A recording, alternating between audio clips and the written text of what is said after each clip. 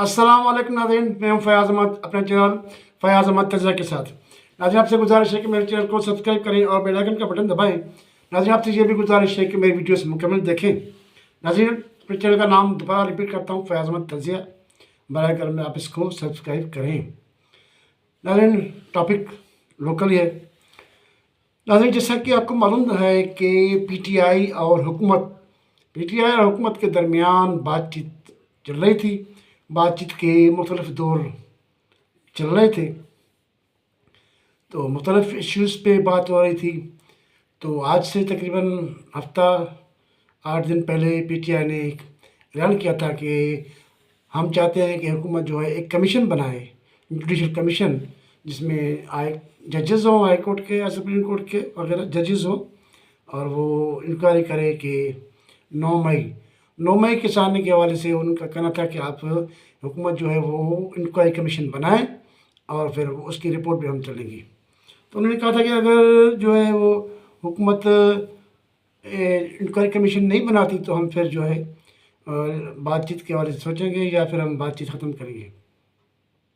तो नाज़रीन, इस बात को देखें कि 7 दिन तो हो चुके, हुकूमत ने ये कोई ऐलान नहीं किया कमीशन का। तो पीटीआई ने ऐलान कर दिया कि हम जो है वो बातचीत ख़त्म कर रहे हैं। तो पीटीआई ने बातचीत का जो सिलसिला था वो ख़त्म करने का ऐलान कर दिया और कहा कि हम ये अब हुकूमत से जो बातचीत नहीं करेंगे। तो ये टॉक्स थे वो फेल हो गए। हालांकि ये गलत बात है। पाकिस्तान में हम देखें कि टॉक्स जो होनी चाहिए, बातचीत ही मसले का हल होती है, और बातचीत जो है वो संजीदा किस्म की होनी चाहिए। हुकूमत को भी चाहिए कि आप संजीदा इक़दाम उठाएं कि पीटीआई भी राज़ी हो कि उससे जो बातचीत का सिलसिला है वो आगे बढ़ता है और बढ़ता चलता है, और उससे मुल्क और कौम को फ़ायदा होता है। सियासी वाले से भी फ़ायदा होता है नाज़रीन, और मुआशी वाले से भी फ़ायदा होता है।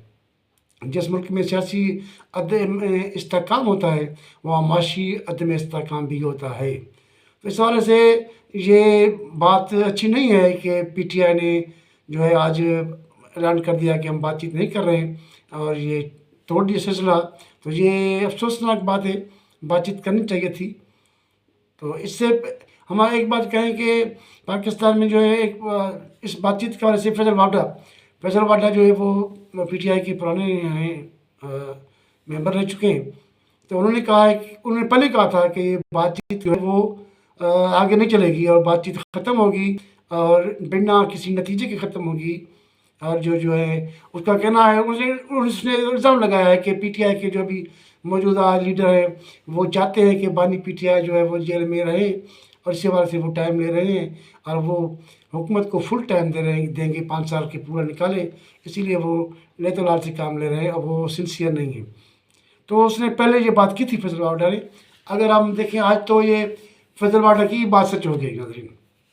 फैसल वाडा ने वो कहा था पहले ही, और वही हुआ कि पीटीआई ने जो है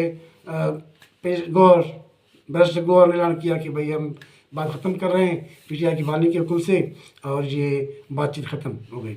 तो इससे ज़ाहिर होता है कि फैसल वाडा को जो है वो हालात का बखूबी इल्म था, तज़िया कर रहे थे, तो कुछ भी या उनका ताल्लुकात जो भी गहरे मरासम में पीटीआई वालों से भी, तो तभी तो वो ऐसी बातें कर रहे हैं। तो इस हवाले से देखें कि उसकी बात सच हुई अपना फैसल वाडा की। मगर हम ये चाहते थे कि बातचीत का सिलसिला जारी रहता तो अच्छी बात थी पाकिस्तान के लिए।